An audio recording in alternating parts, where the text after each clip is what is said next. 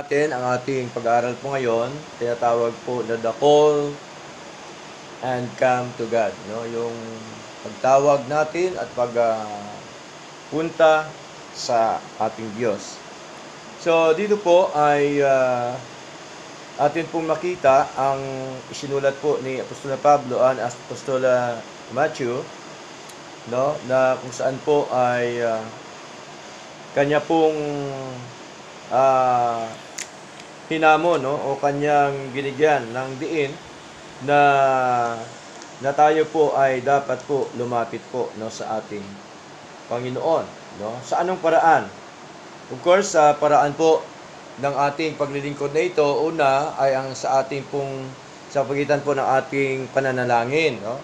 Tayo po ay lumalapit sa Panginoon, tumatawag po sa ating Panginoon. Okay? At ang Diyos po, tandaan po natin, hindi po niya tayo binibigo sa atin pong pagtawag o sa atin pong paglapit sa Kanya. No? Sapagkat ito po ay paanyaya po ito no, ng ating Panginoon. Paanyaya po niya ito sa atin bilang mga anak niya na kung saan po ay kailangan tayong lumapit sa Kanya sapagkat kailangan po natin siya sa buhay po natin. No? Hindi lamang po kailangan lumapit, kundi tayo din po dapat ay tumawag sa Kanya. No? Sapagkat ang sabi po dito sa Jeremiah, basahin po natin. No, basahin ko po sa inyo ang Jeremiah sa Lumang Tipan po 'yon. Okay? Jeremiah chapter 33 verse 3. Meron po siyang ditong binabanggit. No, kay Jeremiah, nasabi po ni Lord ay tumawag ka sa akin at ako'y sasagot sa iyo. At ako'y magpapakita sa iyo ng mga dakilang bagay at mahihirap na hindi mo nalalaman. So, sa atin pong pagtawag sa ating Panginoon, katulad po sinabi ni Lord kay Jeremiah, ay may mga bagay po ba na imposible sa ating Panginoon pagka tayo tumawag? Di po ba wala namang bagay na imposible sa Lord no? Maaring sabihin natin, bakit nga hanggang ngayon, Pastor, ay hindi pa rin tinutugon ni Lord yung aking mga kahilingan, sapagkat ako din naman ay tumatawag. So, unang-una, tandaan po natin, una sa lahat dapat i-check natin yung ating puso. Tama po? Kung talaga bang totoo, tunay, tapat, at sincero, no? Sa iyong panalangin po sa harapan ng ating Panginoon. Kasi si Lord po, hindi naman po yan tumitingin sa panlabas na anyo, kundi tumitingin po si Lord sa ating puso. Yun pong unang dahilan. Pangalawang dahilan, kung bakit hanggang ngayon di pa rin dinarinig ang ating panalangin, sapagkat sa ating panalangin po, meron pong tatlong klaseng sagot po yung ating Panginoon. Una ay yes, pangalawa wait, at ang pangatlo, kung wala talaga, no, hanggang sa ikaw ay wala na sa mundo, kukunin ng Lord, no talaga po yon, kasi hindi mo nyo po nakamtan no? So, tatlong bagay po yon. Kaya hintayin po natin kung ano po yung sagot ng Panginoon. Sabi pa nga po, habang nabubuhay, may pag-asa sa Lord, no? Kasi hintayin natin kung ano po ang nais po ng Panginoon sa buhay po natin, kasi siya po nakakaalam bandang huli na maaring minsan hinihiling po natin, gusto natin, pero minsan hindi rin inaalaw ni Lord kasi baka mamaya pagka ibigay sa iyo mapariwara ka, no? Mapahamak ka o anuman ang mangyari sa buhay mo. So sa Lord pa rin yung kasagutan po, mga kapatid. Pero tandaan po natin, wala pong mahirap na bagay po sa ating Panginoon, no? Wala pong mahirap na bagay sa Kanya. Bakit po? Sabi po dito sa Jeremiah chapter 32, no, sabi po dito, Jeremiah chapter 32, verse 27, meron po dito binanggit, no, ang ating Panginoon sa Kanya pong pakikipag-usap kay Jeremiah, Prophet Jeremiah. Sabi po dito sa Lumang Tipan, sa verse 27 ng Jeremiah chapter 32. Sabi niya dito, sa wikang banyaga muna, "Behold, I am the Lord, the God of all flesh." Sabi po ni Lord, "Is there anything too hard for me?" Sabi niya sa Tagalog, "Narito ako, ang Panginoon, ang Diyos ng lahat ng tao. May anong bagay-baga na totoong mahirap sa akin?" So, sa madaling salita, ay kung ating tuloy-tuloy na babasahin po ang kanyang isinulat, ang kanyang sinabi kay Jeremiah, ay makita ho natin dito na talaga hong walang bagay na imposible sa ating Panginoon. Walang bagay na mahirap sa ating Diyos. Ang lahat po ng mga bagay, kaya pong gawin po yan, no, ng ating Panginoon. Kaya madalas ko pong sinasabi na kailangan lamang po nating hintayin kung ano po ang nais po ng ating Panginoon. Pero palagay ko naman, may mga prayer tayo, of course, na tinugo na po ni Lord. Meron po ba? Amen. Siyempre, meron, di po ba? Marami, no? So, ano lang po tayo, hintay lang po tayo sapagkat ang Diyos, siya pong nakakaalam ng higit sa lahat sa plano natin, sa nais po natin sa buhay natin, at siya po ang magpe-preserve noon, no? Ng mga bagay na yon upang atin po makamtan, basta nandoon lang po lagi ang atin pong pagtiwala sa Kanya, pananampalataya sa Kanya, at pagsunod sa Kanyang mga nais po at kalooban. Kaya dito po ay nais ko rin pong basahin po sa inyo ang 2 Chronicles chapter 2. No? Bago tayo dumako doon sa natin, sa binasa kanina, 2 Chronicles chapter 7 verse 14, no? Meron po ditong sinasabi po ang ating Panginoon. Sabi po niya dito sa mga Israelites, no? During the time, sabi niya dito, "If my people, which are called by my name, shall humble themselves, and pray, and seek my face, and turn from their wicked ways, then will I hear from heaven, and will forgive their sin, and will heal their land." So malinaw, no? Sino ho ang tatawag sa kanya? Yung kanyang mga tao, yung kanyang mga anak, yung kanyang mga lingkod. Ibig sabihin po yun, mga kapatid. Nang sabi po dito, "Kung ang aking bayan na tinatawag sa pamagitan ng aking pangalan ay magpakumbaba," ibig sabihin yung ating panalangin sa Kanya, no? Yung ating mga sinasabi sa Kanya ay magpakumbaba at dumalangin. So mahalaga talaga yung pagpakumbaba, no, sa harapan ng ating Panginoon. Sabi ko nga po lagi na kahit man tayo ay iangat ng Diyos, dapat lagi pa rin tayo magpakumbaba sa Kanya, no? Sapagkat ang nagpakababa, anong gagawin ni Lord? Itataas po ni Lord. At ang nagpakataas, anong gagawin ni Lord? Ibabagsak o ibababa po ng ating Panginoon. So, syempre, ang panalangin natin dapat meron po yung pagpapakumbaba sa harapan ng ating Panginoon. Hindi po pwede ng panalangin po natin para bagang inuutusan na natin si Lord, no? Para bagang utusan. Meron po ganun mga taong nananalangin po eh. Sabi pa nga, "Lord, ngayon din." Inuutusan na si Lord, ngayon din. "Lord, ngayon din. Ito na, gawin nyo." Biro mo, no? Nakakalungkot po, no? So, dapat ang panalangin, "Lord, ayon po sa inyong kalooban." Di po ba? Napakasarap po, no?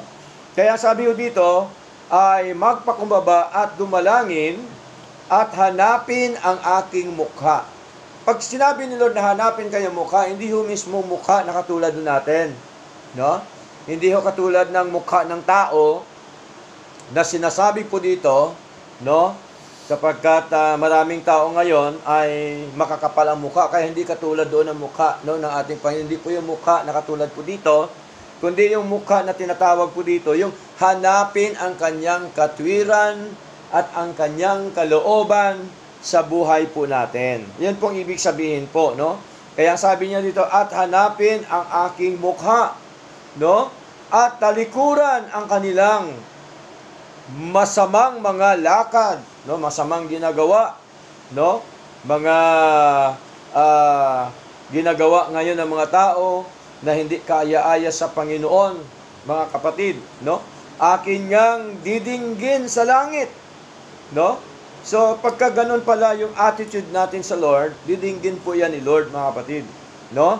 At ipatatawad ko ang kanilang kasalanan at pagagalingin ko ang kanilang lupain. Ibig sabihin, pasaganaan ni Lord yung ating mga kabuhayan. No? Kabuhayan, yung ating hanap buhay, yung ating negosyo, yung ating farm. No? Palalaguin po yan ni Lord. No? Ang ating mga kinaabalahan sa buhay.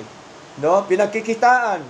Yun pong ibig sabihin ng sabi po ni Lord, at pagagalingin ko ang kanilang lupain. So, meron pong pangako ang Diyos sa atin na dapat po tayo magtiwala. No? Subalit, bago po niya ibigay sa atin ang kanyang pangako, of course, meron pong mga kondisyon po yon na gusto po ng ating Panginoon.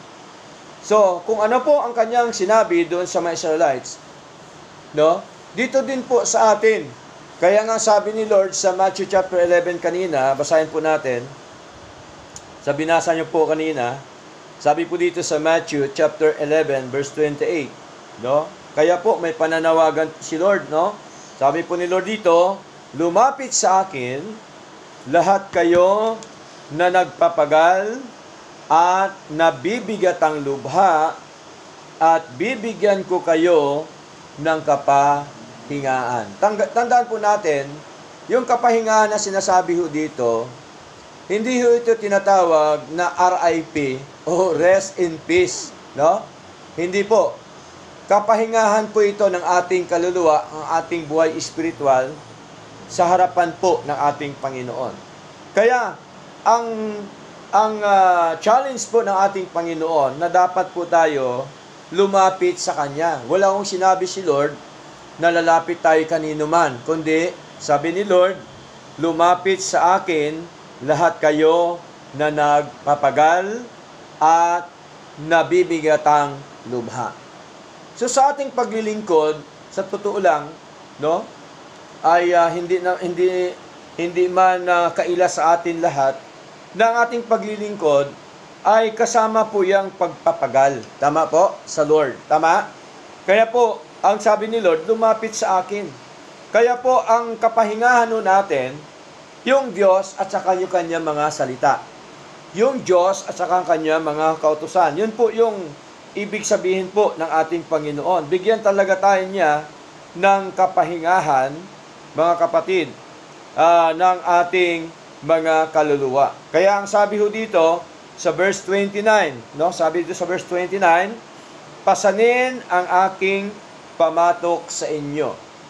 So, sa realidad na buhay, ano po ba yung pamatok na atin po nakikita? Diba? Sa literal na buhay ng kalabaw, ano bang pamatok ng kalabaw? Di po ba yung nakita nyo po, yung nakalagay sa kanya dito, sa leeg? Yun po yung pamatok eh. Pagka inaararo siya, di po ba? Pagka nilalagyan siya ng tinatawag po na kariton, no? Meron po siyang pamatok. Itong tinutukoy ni Lord. Pero hindi ito literal na pamatok. Ano yung pamatok? Ang pamatok po sa ating spiritual spiritual sight, mga kapatid, ay ito po yung mga kautusan ng ating Panginoon. Yung utos niya, yung sinasabi niya sa buhay po natin. Kaya sabi niya dito, pasanin ang aking pamatok sa inyo. Ibig sabihin, tanggapin, kunin, dalhin, pasanin ang mga utos, ang mga kalooban ng Panginoon sa buhay po natin. At ang sabi pa po dito, sapagkat ako ay maamo at mapagpakumbaba sa puso. Tingnan nyo po si Lord na nga, yung may-ari ng lahat meron pa siyang pagpakumbaba sa kanyang buhay. How much more tayo? Nawala naman po tayo, ang lahat po sa atin, galing po sa Panginoon. At di lamang siyang nagpapakumbaba ng kanyang puso, kundi siya din po ay maamo, mga kapatid. No? Maamo, hindi ibig sabihin, dahil maamo ang tao, samantalahin mo na. Di po ba? Okay? Yung maamo, ibig sabihin, nandoon yung kanyang tinatawag po na pagbigay, no? Ng atensyon, no? Mga kapatid, sa kanyang paglilingkod sa Diyos, doon po sa ating Panginoon. Ito po yung ibig sabihin. Ano pa po sabi ito? At kayo ay makasumpong, no? Sa kapahingahan sa inyong mga kaluluwa. Tingnan niyo po, no, makakasumpong tayo, mga kapatid, no? Ng kapahingahan ng ating mga kaluluwa. No, totoo naman kasi po, pag mayroon tayong problema, pag lumapit tayo sa Lord, nananalangin po tayo, nagbabasa tayo ng salita ng Diyos, ano hong ginagawa ng Panginoon sa atin? Pinapalakas po tayo ni Lord. Tama po? Kino-comfort po tayo ni Lord, no? Para hindi tayo mabalisa sa buhay, no? Pagka mabigat ang kalooban natin, iniiyak natin sa Lord, nagpipray tayo sa Lord. Kasi po, wala na iba na nagbibigay po ng kapahinga ng ating mga kaluluwa, kundi yung ating Panginoon. Hindi hong pera nakapagbigay ng kapahinga ng ating kaluluwa. Tama po? Kung tutusin niya, ang pera ay minsan, ano pa po yan, no? Pahamak ka po sa buhay ng tao kapag iyan ay kanyang inibig, kanyang minahal sa kanyang buhay. Kaya ang sabi ho dito, malinaw po, na ang sabi po ni Lord, pasanin ang aking pamatok sa inyo at matuto sa akin. So, para tayo matuto, anong gagawin natin, mga kapatid, para matuto tayo sa Lord? Kaya nga di po ba ginagawa natin ngayon yung ating pag-aaral, yung ating pagbabasa ng salita ng Diyos, yung ating pagsasaliksik na mga aral po ng Panginoon, para tayo matuto sa ating Panginoon, mga minamahal. Kaya ho, napakaganda ng sinasabi po ng ating Diyos. No, hindi lang po tayo tatawag sa Kanya, kundi tayo din po ay lalapit sa Kanya, sapagkat si Lord po ay nagbibigay po sa atin ng kapahingahan. Kaya po, tingnan niyo po mga kapatid, maraming mga mayaman ngayon, pero magulo ang buhay. Okay? Kamukha niya, no? Nagkalam po sila ng bilyon-bilyon, pero inano din po ni Lord, no? Hinihayag ng ating Panginoon ang kanila mga masamang mga ginagawa. Pero yan ang totoo niyan, mga kapatid, magulo po ang buhay nila ngayon. Tama po? Kahit po may bilyones sila, magulo po ang buhay nila dahil sa nangyari po na yan. So, tayo, di bali nang wala tayong kayamanan, basta tayo po, merong kayamanang salita ng Diyos. Tama?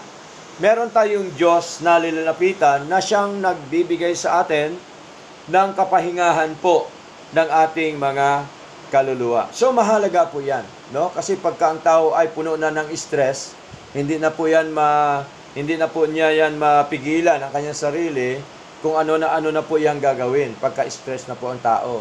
So, yun po yung kapalit ng kanyang ginawa doon sa pagkakasala sa harapan ng ating Panginoon. Hindi lamang po siya nagkasala sa taong bayan o sa tao, kundi maging po, of course, higit sa lahat, sa ating Panginoon. Kaya napakaganda na tayo po ay lumapit sa Diyos sapagkat paanyaya po ito ng ating Panginoon. At the same time, ay pasanin natin yung pamatok ng ating Panginoon. No? Panghawakan natin, ibig sabihin, dalhin natin, ibig sabihin, yung mga utos, yung mga salita ng ating Panginoong Diyos na buhay. Verse 30, ano pa po sabi dito? Sapagkat ang aking pamatok ay malambot. Tingnan niyo po ang utos po ni Lord, madali lang. Ang utos po ni Lord, malambot. No? Yun pong ibig sabihin, sapagkat ang aking pamatok ay malambot at ang aking pasanin ay magaan.